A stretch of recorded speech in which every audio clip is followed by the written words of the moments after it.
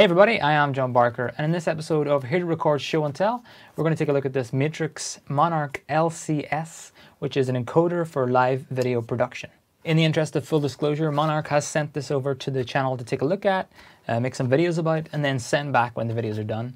I'm not going to watch this before it's posted or anything like that.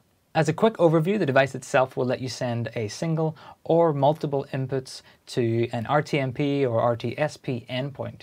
It also has built-in modes for picture-in-picture and side-by-side, but we'll take a look at that a bit later in the video. So who is this device for?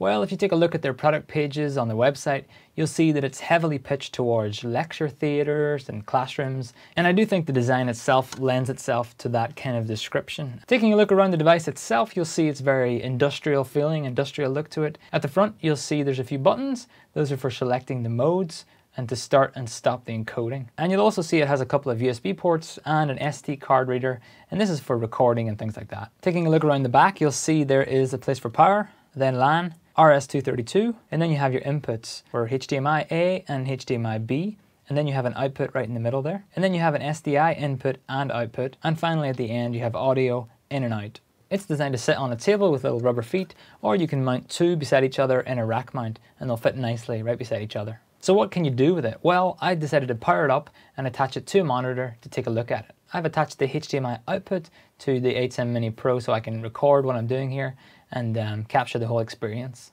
You can see here the IP address of the device just pops up on screen, which gives you enough time to head over to a browser and type in that IP address, where you'll see all the configuration options. Now this is the command center of the Monarch LCS, where I can see some status and change the settings. Let's take a look at a typical use case that I would use this device for, taking the output from my ATEM television studio and then live streaming that to YouTube. In this case, I run an SDI output from my ATEM television studio into the SDI input of the Matrox device. In the command center here, I'm going to set it to single isolated mode. That just means I want to send one input to YouTube, so I can send that one feed.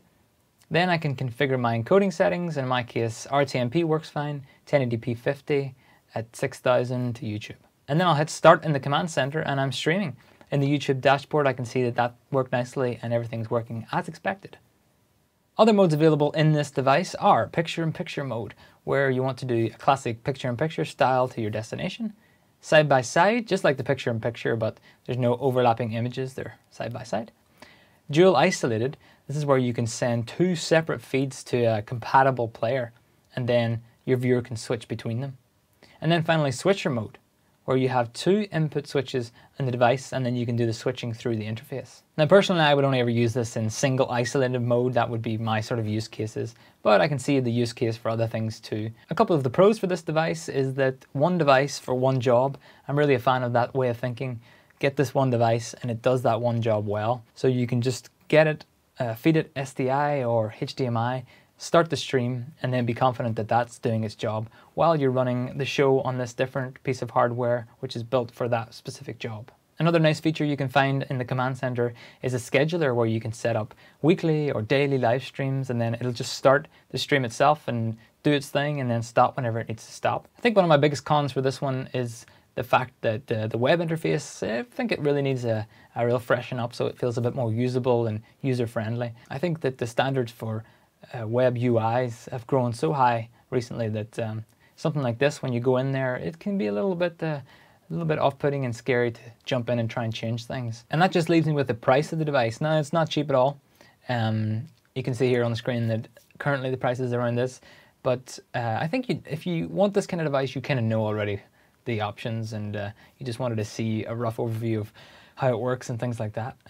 It's not a cheap device to go out there and purchase, but if you're in the installation kind of area, or if you want a hardware encoder that's ready to go, then maybe it is something for you. So that's that. Let me know in the comments if you have any questions or something you want me to test with this device, or if it's something you're in the market for and you're thinking about it. I'd like to know your use case, so let me know in the comments below. And thanks for watching. See you in the next one.